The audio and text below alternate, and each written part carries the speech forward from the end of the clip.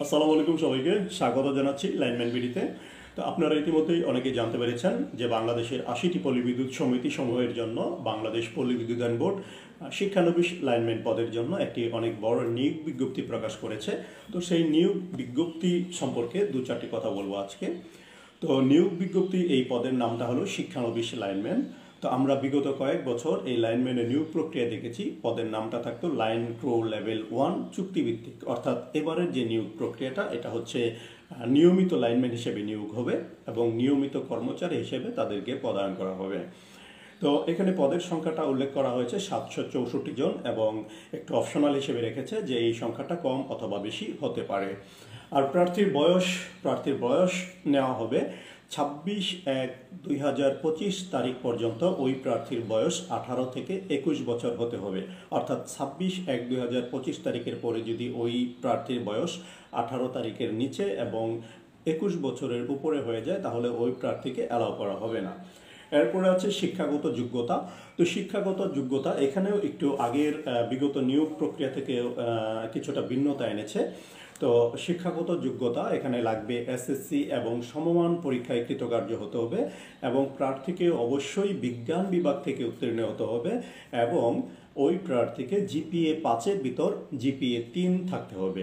বিগত নিয়োগ প্রক্রিয়াগুলোতে science, commerce বা আর্টস এই ৩ বিভাগের প্রার্থীরা এখানে আবেদন করতে পারতেন, কিন্তু বর্তমান এই বছরের যে নিয়োগ প্রক্রিয়া এখানে শুধুমাত্র বিজ্ঞান বিভাগের প্রার্থীরাই আবেদন করতে পারবেন।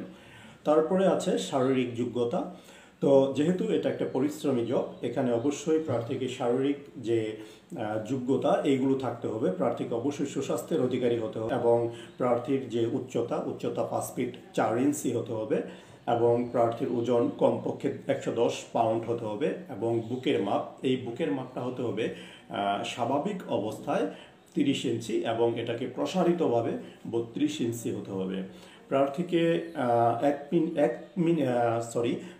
৭ মিনিটে ১ মাইল মিনি ম্যারাথন দৌড় এবং প্যারালাল যে বার আছে প্যারালাল বারে কমপক্ষে ৫ বার ওঠানামার সামর্থ্য থাকতে হবে।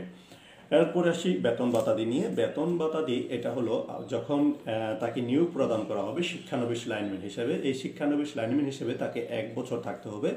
তো এই ১ বছরে প্রার্থীর মূল বেতন হবে ১৫,৫০০ টাকা এবং সেই সাথে তাকে অন্যান্য ভাতা এবং সুবিধাদি প্রদান করা হবে।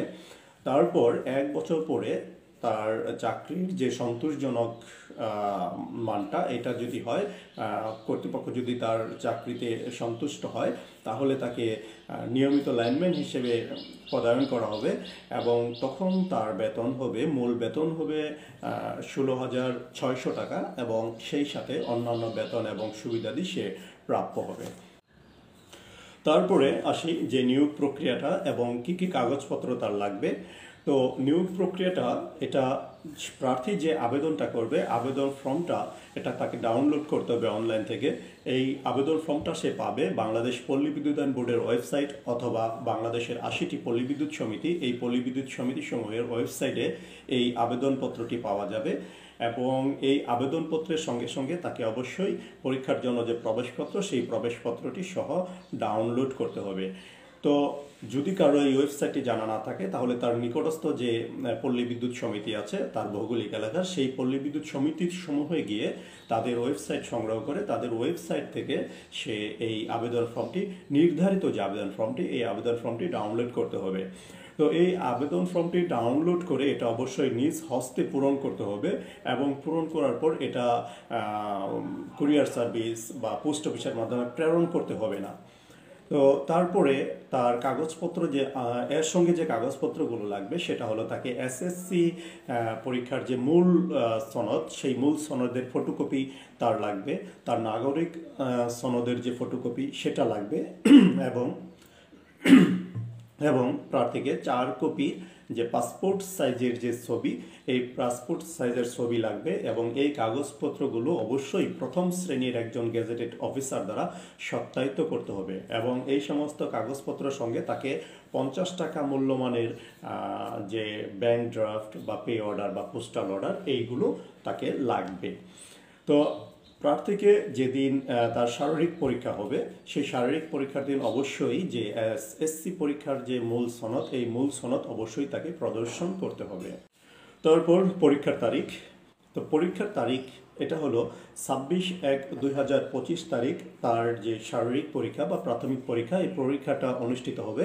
এই পরীক্ষাটা অনুষ্ঠিত হবে যে প্রার্থী থাকবে তার যে ভৌগোলিক এলাকার যে পল্লী বিদ্যুৎ সমিতি আছে সেই পল্লী বিদ্যুৎ সমিতিতে, এবং সেটা অবশ্যই নিয়োগ বিজ্ঞপ্তিতে তালিকা প্রকাশ করা হয়েছে। সেই তালিকা মোতাবেক তাদের নির্ধারিত পিবিএসে বা পল্লী বিদ্যুৎ সমিতি সমূহে তাদের শারীরিক পরীক্ষা হবে। এবং প্রার্থীর যে এই সমস্ত কাগজপত্র, যে কাগজপত্রগুলো প্রার্থী সংগ্রহ করে রেখেছে, এই কাগজপত্রগুলো এবং এসএসসি পরীক্ষার যে মূল সনদ, এই মূল সনদ নিয়ে ওই প্রার্থী এই 26/1/2025 তারিখে সকাল 9টার ভিতরে তার নির্ধারিত পল্লী বিদ্যুৎ সমিতিতে সে অবস্থান করবে এবং সেখানে তার যে শারীরিক পরীক্ষা বা প্রাথমিক যে নিয়োগ প্রক্রিয়াটা এটা সম্পন্ন হবে।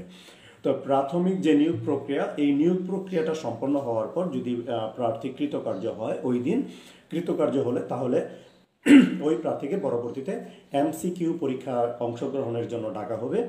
এবং এমসিকিউ পরীক্ষায় অংশগ্রহণ করার পর যদি ওই প্রার্থী সিলেক্টেড হয়ে যান চূড়ান্তভাবে, তাহলে পরবর্তীতে তাকে 1 মাসের বা তারও কম সময়ের একটা প্রশিক্ষণে ডাকা হবে। তো এই প্রশিক্ষণে উত্তীর্ণ হতে পারলে ওই প্রার্থীকে চূড়ান্তভাবে তারা সিলেক্ট করে নেবে এবং তাকে একটি নির্দিষ্ট পল্লী বিদ্যুৎ সমিতিতে পোস্টিং করা হবে। তো পোস্টিং করার সময় অবশ্যই ওই প্রার্থীকে নিজ জেলা বা নিজ ভৌগোলিক এলাকার যে পল্লী বিদ্যুৎ সমিতি, এই সমিতি সমূহে তাকে পোস্টিং করা হবে না, তাকে অন্য কোনো জেলায় বা অন্য কোনো তার নিজ ভৌগোলিক এলাকার বাইরের কোনো পল্লী বিদ্যুৎ সমিতিতে তাকে পোস্টিং করা হবে। মোটামুটি এই ছিল লাইনম্যান, শিক্ষানবিশ লাইনম্যান যে নিয়োগ প্রক্রিয়া, এই নিয়োগ প্রক্রিয়ার একটা প্রাথমিক একটা আলোচনা। তো এই সমস্ত আলোচনা নিয়ে যদি কারো কোনো কিছু জানার ইচ্ছা থাকে তাহলে আমাকে ইনবক্স করতে পারেন বা কমেন্ট বক্সে কমেন্ট করতে পারেন। সবাই ভালো থাকবেন, সুস্থ থাকবেন। আসসালামু আলাইকুম।